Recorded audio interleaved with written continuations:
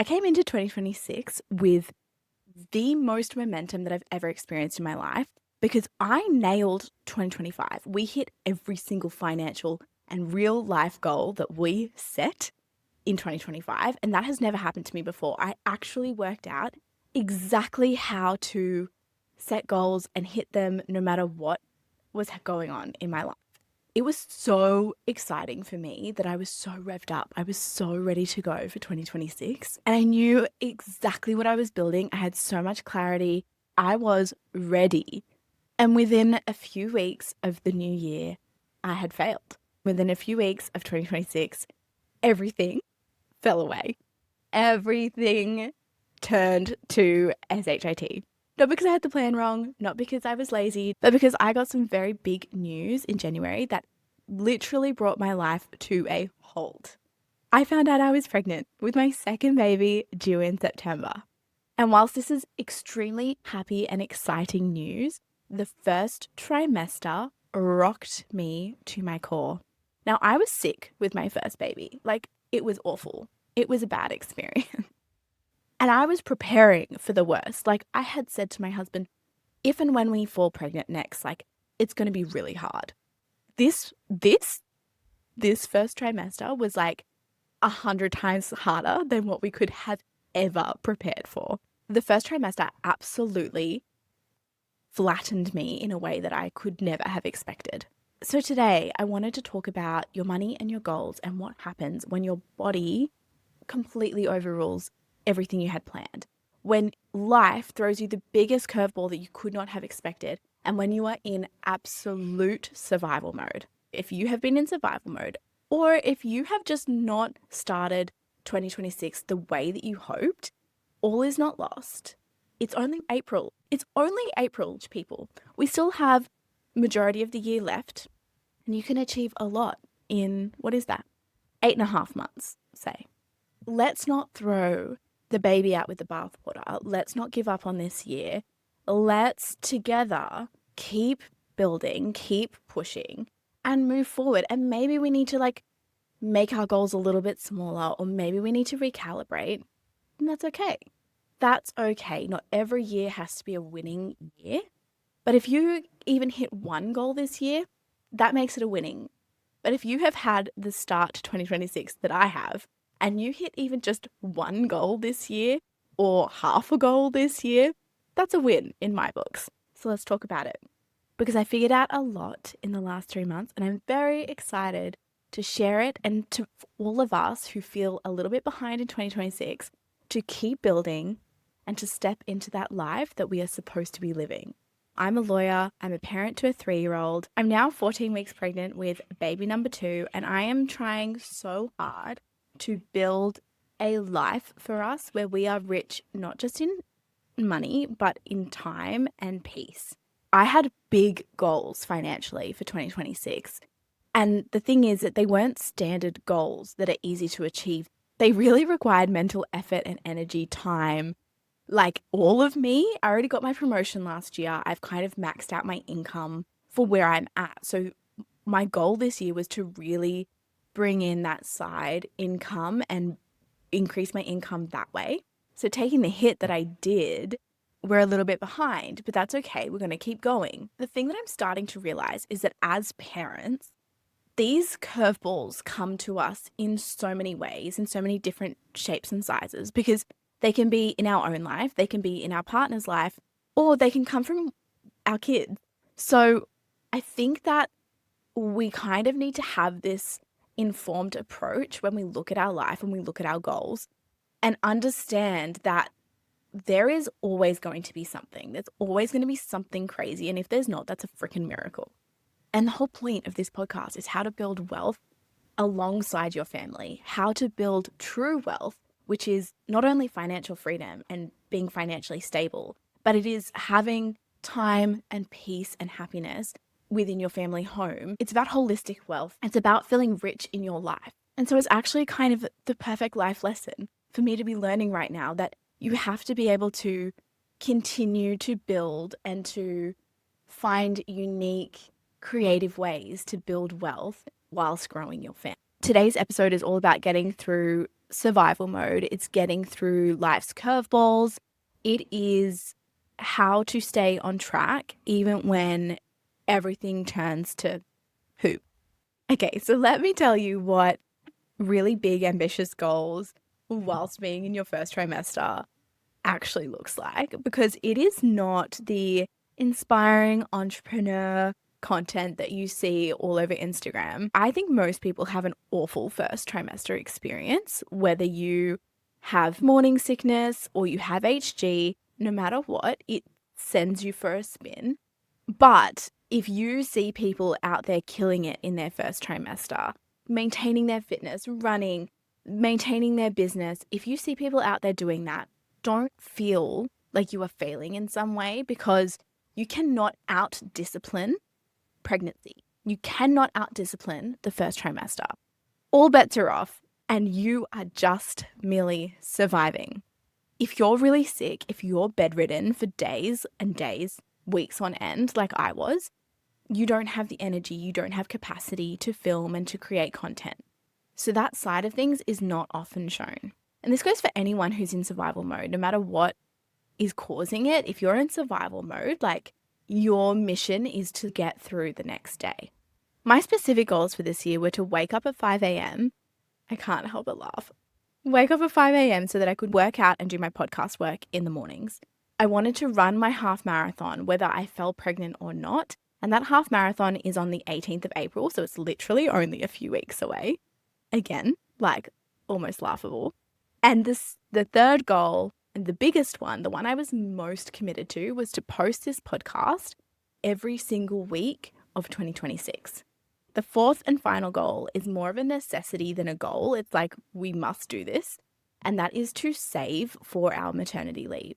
Because the first trimester was so awful, it was just terrible. I was so sick. Every symptom under the sun that you can imagine I had. And I was just basically crawling to work, pushing myself to get there, and then coming home and crawling into bed. There was nothing else going on. I couldn't eat anything. My food aversions were so extreme, and yet I was so hungry. I could not cook, and anything that Connor cooked, I couldn't eat. No shade on his cooking. I just was not able to eat basically anything. I was buying food, trying to find something that I could keep down. I was buying 3 meals a day at this point. That ate into our spending so much. I also grew really quickly, so I could not wear my pre-pregnancy clothes, and I had to buy basically a whole wardrobe by the time I was 6 weeks pregnant. As you can imagine, this meant we overspent in like an insane amount of money. I tried to keep it as cheap as I could. I went to Kmart, I went to Target. I was keeping it very low cost, and yet it still cost me about $2,500 to buy all of the items that I needed just to be able to get to work every day. There is a huge emotional weight and burden that you carry when you have big goals and you don't meet them. It can really send you for a spin. For me, it was like my whole identity collapsed. Not only was I just extremely sick from being pregnant, I was already in bed and miserable every day, but I also was overcome with quite a strong depression because my identity had crumbled. Everything that I worked to build in 2025 had seemingly disappeared overnight. I'm going to try and not let the pregnancy hormones get the best of me, and I'm going to try not to cry. But having to put this podcast on hold again for like the 17th time and falling out of consistency with it was really soul crushing to me. I know that this is something that I really, really, really want to do, and I can really see myself succeeding at it. But again, life happened and I had to put it on hold. I had so much frustration at my body because I had worked really hard in 2025 on my health, and so had Connor. You know, you hear that morning sickness is tied to the placenta, which comes from the male, and we had done 75 hard just before falling pregnant. We were really healthy in the lead up. We consumed very limited alcohol. We were eating very healthily. We were working out. Like, we were doing everything that you possibly could be doing. apart from taking prenatal supplements, which we probably could have added in. I really truly believed that I would be able to do this half marathon in April, whether I was pregnant or not. I really thought that I was going to be able to continue running. I did continue for the first few weeks. I ran 10Ks when I was about 8 weeks pregnant, I think. But my last run was at 10 weeks. I ran 5Ks and I almost passed out. I have managed to be somewhat consistent with Pilates. This is going to be really important for me because I'm going for a VBAC. But yeah, there's a huge emotional burden that you have to work through when something like this happens, and what you had planned for yourself, the goals that you had, the expectations that you had for yourself are suddenly shot to the ground. And then there's like the financial reality of everything, like how much the first trimester actually cost us. It is mind blowing and not something that we had prepared for. Even though this is our second baby, we just did not realize how much it was going to cost us. And so if you're preparing to have another baby, whether it's your first, second, third, whatever it is, make sure you have a first trimester emergency fund, because you just don't know how bad it's going to hit you. So like the financial reality of it is that you still need your income to come in. Life doesn't pause. You still have expenses. In fact, you have more expenses because you feel so terrible and you're doing everything just to survive. And this happens whether you're pregnant or whether, some other crisis has come in and you don't have capacity to cook. You don't have capacity to think about meal prepping. Perhaps it's a health challenge and you need to buy new clothes. There are so many things that life can throw at you. So in this survival mode, you are going to have a financial reality piece as well, where you can't stick to the budget that you had planned, or you can't stick to the goals that you had set for yourself. And so the thing that I don't think many financial creators touch on, the thing that we don't really hear very much, is that your goals don't care that you're exhausted. Your mortgage doesn't stop just because something big has happened in your life. The business that you're trying to build, it doesn't build itself just because you're thinking about it or you really want it.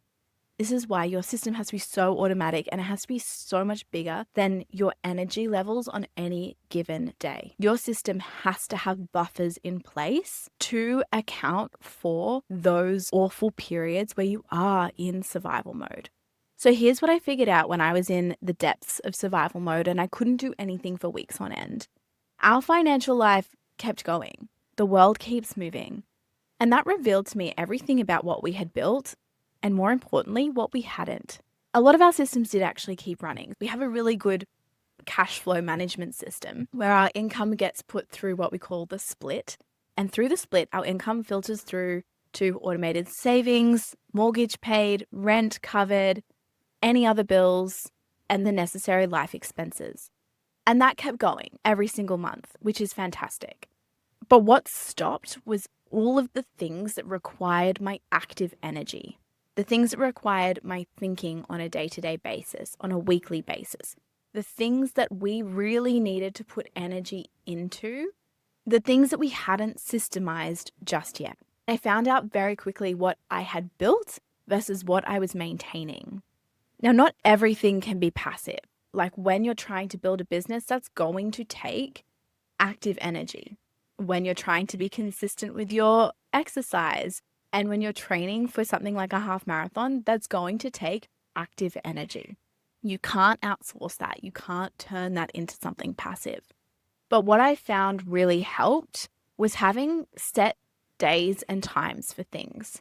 Knowing when my Pilates classes were, having a set day and time that I went to those Pilates classes, but also having a backup day and time built into our week so that if on that particular day I was just too sick, I could go to the alternative class. It's knowing that ahead of time, because in the moment when that happens, if you just go, I can't attend that class tonight, and you don't have a backup already planned, chances are you're not going to go that week. In terms of overspending, this is where I think we could have had a better system in place, and we just didn't realize that it was required. We thought our system would cover us. We have an emergency fund, but I think what we needed was a pregnancy emergency fund. If we had just saved a couple of $1,000s and put that aside and said, this is for when we're pregnant, for us to be able to spend as we need, I think the mental load, the guilt, the shame, it would have been really alleviated. Connor and I are super aligned when it comes to our finances, but there's no way I'm going to sit here and pretend to you guys that in this period we haven't had multiple arguments about finances or just multiple arguments in general. Connor has been the most supportive, loving, insanely incredible husband that you could possibly imagine. Like, he is one of those husbands that sends a low effort husband into a coma. Like, honestly, he is next level, top tier, out of this world. Like, literally could be an alien kind of husband. He's so good. But with me being so physically sick and out of action and emotionally down, Connor basically became a solo parent to our toddler, managing the household, trying to do absolutely everything. And then you also have me overspending. I have multiple thoughts about the overspending thing because I was not buying things that weren't necessary. I needed new clothes in order to get dressed every day, in order to go to work. I needed to buy food in order to survive and to feed this new little baby. These things are all necessary, and I still, even in the depths of survival mode, was being very intentional with my purchases. However, I will acknowledge that a lot of my spending was when I was feeling at my absolute lowest, lying on the couch or in bed, on my phone, trying to regain a sense of control. My mindset was just, we need it. It's on sale. I'm just going to buy it. To be completely honest with you guys, I kind of still stand by that. Like, when you are in the depths of your first trimester, you need to do everything that you possibly can to make yourself feel better. But I can really understand from Connor's perspective, he is not naturally a spender, A. B, his role in our relationship is not to buy things for the household. I buy things for myself, for our toddler son, for the household, and for him. And so my mind is always thinking about all of the things that we need, always scanning for sales. I'm always in that mode. He is not in that mode. On top of that, he's not the one physically going through what I'm going through or emotionally going through what I'm going through. So he also can't understand where I was at physically, emotionally, and why those things became such a necessity. So with all of that in mind, you can understand why 2 months in, he turned to me and said, hey, our finances are out of control. And then why I had such a strong reaction. I was very defensive and we had a very big argument about it. And so this has really led me to think if we had had a pregnancy emergency fund, it would all just come out of that and it wouldn't matter. It wouldn't make him feel like we were taking from other areas of our life. It wouldn't make me have any guilt or shame. It would just be a seamless process. The other thing that we really needed to have done was have a lot more open conversations. And this comes back to like the systems of how your relationship runs. So in that conversation when we were preparing for pregnancy, I probably needed to remind him that, hey, my body's going to change. Hey, I'm going to need to buy new clothes. And that's going to have to be factored in somewhere. For me, that's such a natural thing to assume is going to happen. But he hasn't and will never live through his body changing in that way.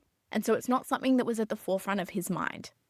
Having conversations whilst it's happening. I told him every time I made a purchase, but neither of us were sort of tracking.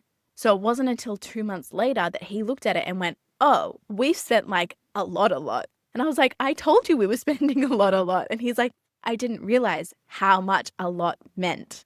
So I think having a finger on the pulse as well and just maybe tracking as we went would have been beneficial in this instance.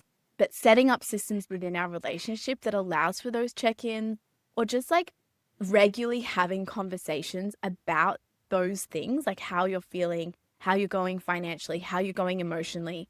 Like, we just think that those conversations are going to come up naturally. But when you're running a household, when you have a toddler, when you're both working full time and one of you is completely incapacitated, those conversations don't happen naturally. And so you kind of have to have like set times, or it has to have been practiced in the lead up so that it comes more naturally. So there's a few things there that I've realized systematically could have been improved before we fell pregnant. And this is something that you can prepare now in anticipation of any sort of life curveball, because all of us are going to face a curveball at some point. So if we have these systems in place, like financial buffers, emergency funds, really good conversations that you're practicing with your partner on an ongoing basis, even when you're not in survival mode, that's going to really, really help. I think that this has really forced me to stop, acknowledge the difference between being good at managing money and making sure that your systems are working for you. For me now, I know that I'm in a really precious window of time.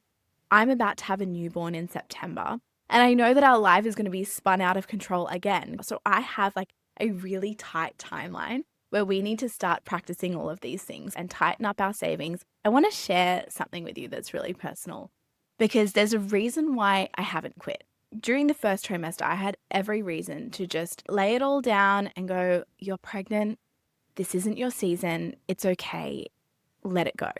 I would have been really justified to quit my goals this year and to just focus on the pregnancy. But when a goal is so tightly linked to your identity, it is not something that you can just let go at the drop of a hat. When you make value-driven goals that you have such a real burning desire for, you can't just let them go. On top of that, I have a September deadline. I have a baby that is going to arrive and that is going to need me to be there. And for me to be there, we need an income and savings. Running, Pilates, health, it's all become so tightly linked to my identity now because I am truly starting to understand what it means to have a rich life. When I was not training consistently and I didn't have core control, I threw out my back and I was quite literally unable to care for my son in the way that I needed to, in the way that I wanted to, because I couldn't pick him up, I couldn't rock him, I couldn't care for him when he was sick in that way that a mother really wants to comfort their baby, because my back was so bad. It really just became so clear to me that being rich in life, so much more than money, it involves your health and your physical well-being as much as it does the time that you have to pour into your children, and of course money, which allows all of that to happen, because without money you can't attend physio. Without money you can't attend Pilates classes. Without money you don't have the time because you're working all of the time. Money is the catalyst for you to be able to actually build that rich life. So I cannot give up on becoming the wealthy parent. I cannot give up on all of these things that are so crucial to me being able to step into the life that I was meant to live. I have such a clear vision of what having this next baby looks like, of entering the newborn period, of my next maternity leave, and how I would really love that to go.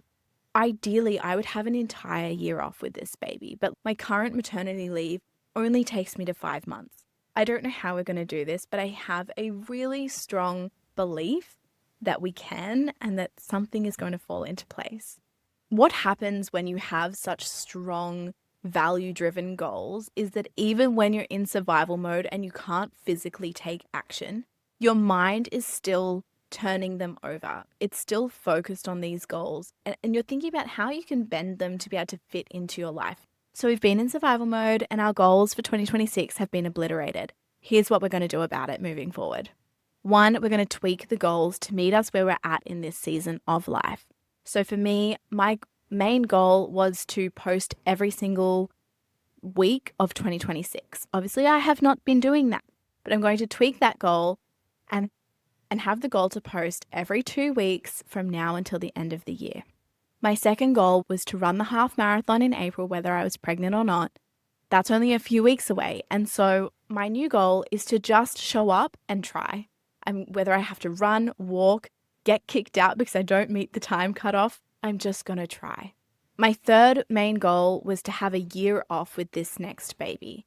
Right now, that seems physically impossible. So we're tweaking the goal to be 10 months off with this baby. And so that means that I need to come up with 5 months shortfall of my income. We're not going to be able to physically save that much from now until September. So we're going to need to come up with some other solution.